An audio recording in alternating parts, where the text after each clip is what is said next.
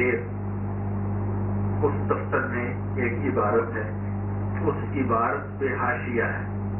ظاہر حاشیہ مختصر ہوتا ہے متن کی بجائے کی مقابلے میں. فرماتے ہیں وہ قلم نے جو کچھ لوح پر لکھا ہوا ہے، لوح قلم کی بات ہو رہی ہے، اور لوح قلم نے پوری کائنات کے احوال لکھے ہوئے ہیں. تو فرماتے ہیں قلم نے لوح پر جو کچھ آج تک لکھا ہے وہ سارے کا سارا میرے دفتر کے جو حاشیے ہیں ان کا ایک حرف ہے. سرکار کے لسان مرتبہ پیش از وجود خلق، پیش از وجود خلق، مخلوق کے پیدا ہونے سے بہت پہلے کتنا 900,000 سال، 9 لاکھ سال دنیا کے پیدا ہونے سے پہلے کیا ہوا؟ شد علم آخرین و نخستی مقرر، مجھے پہلے والوں کا اور بعد والوں کا علم دے دیا گیا. وجود خلق سے 9 لاکھ سال پہلے پہلوں کا اور بعد والوں کا علم دیا گیا. اب اس علم پر ایک بات آج کر کے میں اپنا بیان کروں گا. میرے دل کی بات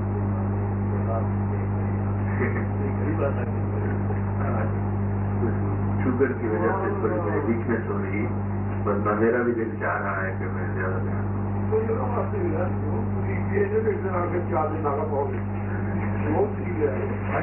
تو عرض یہ ہے تو حضور فرماتے ہیں، حضور کے لسان مرتبہ یہ ارشاد فرما رہے ہیں کہ وجود خلق سے 9 لاکھ سال پہلے مجھے اولین اور آخرین کا علم دے دیا گیا.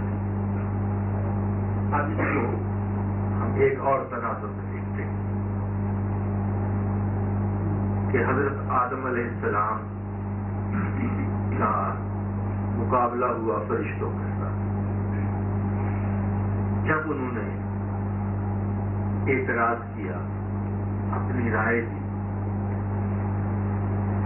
اور رائے اس وقت دی جب اللہ تعالیٰ نے ان سے مشورہ کیا، چینی جائل پلر سے خلیفہ، میں زمین میں ایک خلیفہ بنانا چاہتا ہوں. فرشتوں نے یہ جواب دیا، اتجعل فیہا من یفسد فیہا ویسفک، خلیفہ بنا رہے ہیں جو خونریزی کرے گا، فتنہ و فساد کرے گا. کیا ضرورت ہے آدم کو بنانے کی، انسان کو بنانے کی کیا ضرورت ہے؟ تیری تسبیح تعمیر بیان کرنے کے لیے ہم کو چھوڑے، اس کو بنانے کی کیا ضرورت ہے؟ اللہ نے فرمایا انی عالم ما لا تعلمون، جو مجھے علم ہے وہ تمہیں علم نہیں ہے. مجھے پتا ہے اس کے بنانے میں کیا راز ہے، اس کی جو ضرورت ہے وہ تم نہیں پوری کر سکتے.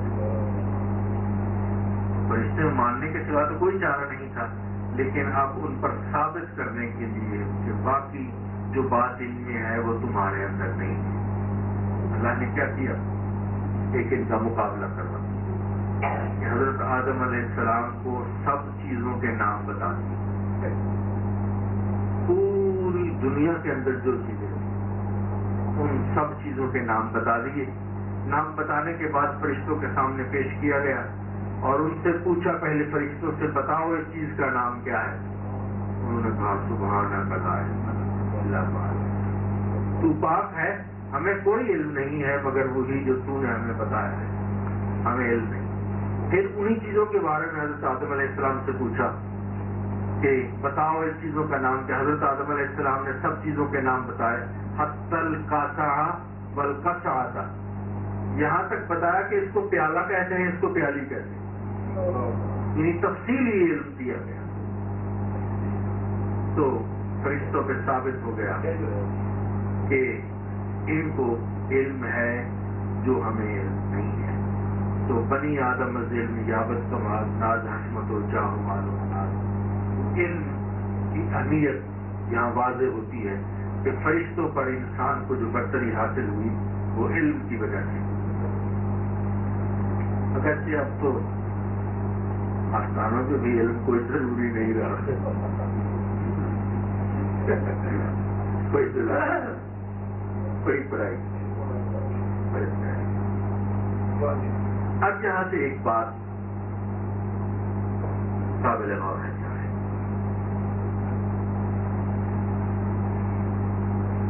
اگر ایک استاد اپنے شاگرد کو یہ بتا دے، علم دے، ایک چیز ایسی ہے جس کو پیالہ کہتے ہیں، یہ رٹ لو. ایک چیز ایسی ہوتی ہے جس کو پیالی کہتے ہیں. ایک چیز ایسی ہے جس کو کتاب کہتے ہیں. ایک چیز ایسی ہے جس کو گلاس کہتے ہیں. ایک چیز ایسی ہے جس کو ٹیشو پیپر کہتے ہیں. اسی طرح سب چیزوں کے نام کا علم دے دیا جائے. علم تو وہ رٹ لے.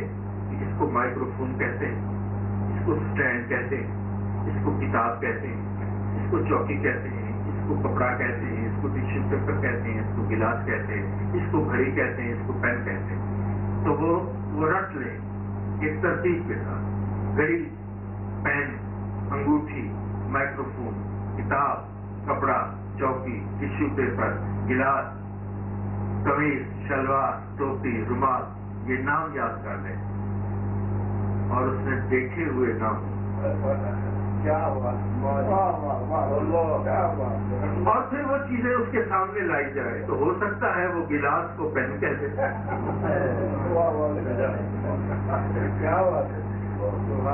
پین کو گلاس کہہ دے، انگوٹھی کو مائکرو فون کہہ دے، کیونکہ اس نے دیکھی ہوئی نہیں ہے. تو لہذا علم کے ساتھ یہ بھی ماننا پڑے گا کہ وہ چیزیں دکھائی بھی گئی تھی. پہچان بھی ضروری ہے. اسی لیے جو قاعدہ ہوتا ہے نا جس میں وہ ساتھ اس کے دکھائے جاتے ہیں کہ اس کو الف انار، یہ انار ہوتا ہے. اگر وہ ساتھ نہ دکھایا جائے تو ہو سکتا ہے بکری کو وہ انار کہہ دے. تو صرف علم سے بات نہیں بنتی جب تک دکھایا نہ جائے، جب تک عرفان نہ. تو آدم علیہ السلام کا جو سارا علم ہے یہ تو حضور کے علم کا ایک قطرہ ہے. تو آدم علیہ السلام کے علم کو بغیر عرفان اور پہچان کے آپ علم نہیں مان سکتے. تو ان سے کائنات کی کوئی چیز چھپی ہوئی نہیں ہے، تو سرکار سے کائنات کی کون سی چیز چھپی ہوئی؟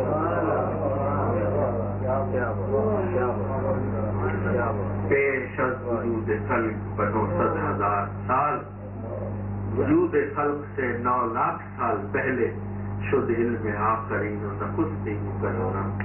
پہلوں کا بھی اور بعد والوں کا بھی سارا علم اللہ نے مجھے دے دیا تھا.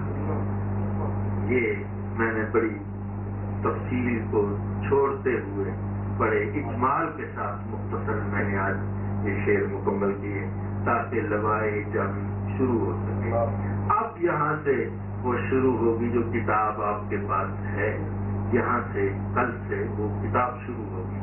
یہاں تک پہلے یہ وہ صدری چیزیں ہیں جو میرے قبلہ کا حضرت خواجہ محمد یار فریدی قدس سرہ العزیز نے اپنے قلم سے یہ لکھی ہیں، جس کی فوٹو کاپی آپ کے سامنے موجود ہے.